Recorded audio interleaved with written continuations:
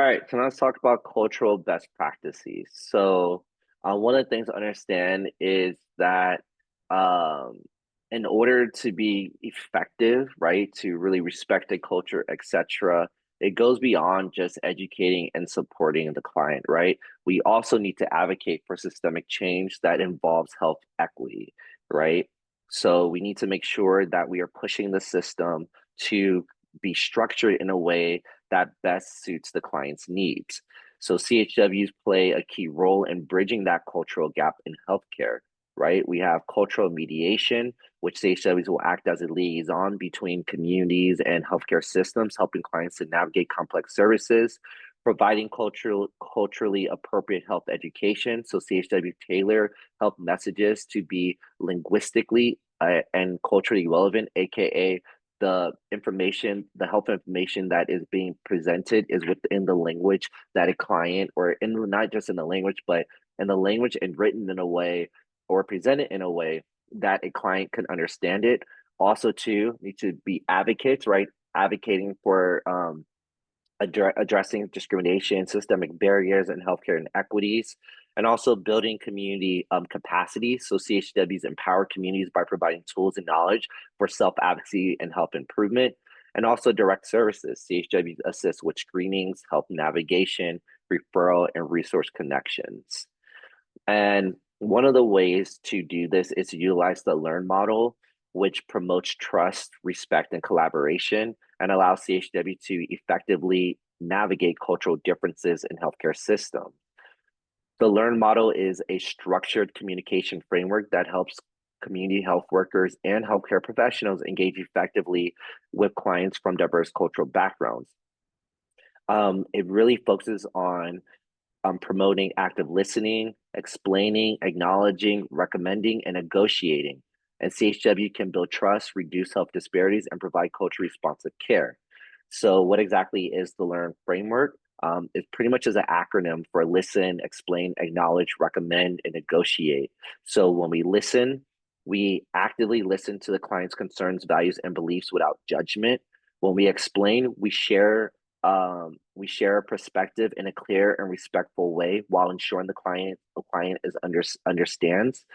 We acknowledge, we recognize both differences and commonalities to foster mutual understanding, and we recommend, suggest a culture appropriate treatment or intervention that aligns with the client's values. And then we negotiate. We work together to develop a plan that meets the client's needs and is realistic for them to follow.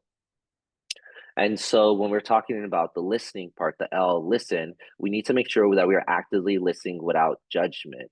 And so really listening to the client's concerns, values, and beliefs. And then we need in this process, we need to demonstrate empathy, patience, and openness. And so why is this important? So the client feels respected and valued, so that the client openly shares. And so it also reduces misunderstandings and assumptions, right? Because the client's leading, the client is explaining themselves, and the client is the one who is sharing out. And so, how can this be applied?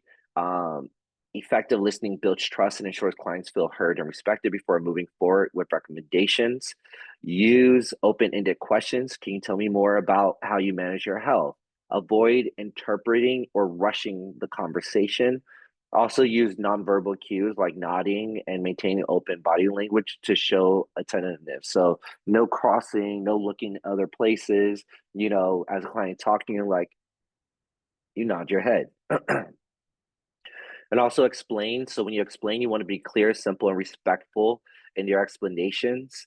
And then you want to adapt the communication based on the client's needs, whether that be a language, maybe that be the level that they're able to read, etc. And so why is this important? Because it ensures that the client is understood. It prevents miscommunication, misinformation, also builds trust and credibility. And so, how can this be applied? Where the CHW should explain health information in culture appropriate way, also use plain language, and also confirm understanding by asking the client to repeat key points. Can you tell me in your own words what we discussed? Also, to using visual aids, analogies, or storytelling when appropriate. And then A is for acknowledge, so recognizing differences and commonalities. So Acknowledge and validate the client's cultural beliefs and experience, find common ground while respecting differences and help perspectives. And then, so why is it important? Clients feel respected and understood. It helps bridge cultural gaps and it reduces defensiveness and resistance. So, acknowledging cultural perspective and common health goals strengthens the CHW's client relationship and encourage collaboration. Recognize cultural differences without discrediting them, validate the client's experience, fears, and preferences, and then find common health goals and emphasize shared concerns. And then recommend, so offer culture appropriate help solutions. So really the solutions that are provided should be tailored to the client. Um, and also they should be options, not so much ultimatums, right? We're opening up, these are your options that you have. And at the end of the day, the client needs to be the one who chooses um, the option that they want. So why is it important? Because it encourages clients to consider medical treatment, it reduces fear and resistance, and it helps clients take small, realistic steps. And so this must be personalized, right? Culturally sensitive recommendations, right? It increases the client's buy-in and long-term adherence. Because if the client is able to choose their own solution, they are more likely to follow their own solution as opposed to say, oh, well, my CHW made me do this. No, I chose to do this. And incorporates cultural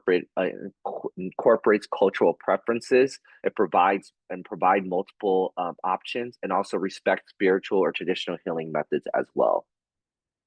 And the last is negotiate. So work with the client to develop mutually agreeable and realistic health plans. Also, too, we need to be flexible and willing to adjust recommendations as needed. And so, why is this important? Because then the client has ownership over their health decisions. It ensures solutions are realistic and it also builds long term trust. And so, when we apply this, it's negotiation ensures that health plans are practical, achievable, and culturally appropriate for the client, leading to the client more likely to be committed. We also need to ask what changes feel possible for you right now, right? So instead of dictating a rigid plan, we need to be realistic on what the client is willing to do, setting small goals to achieve it's small setting small achievable goals, right? To do gradual changes as opposed to drastic change, and then be open to modify recommendations based on the client's evolving needs.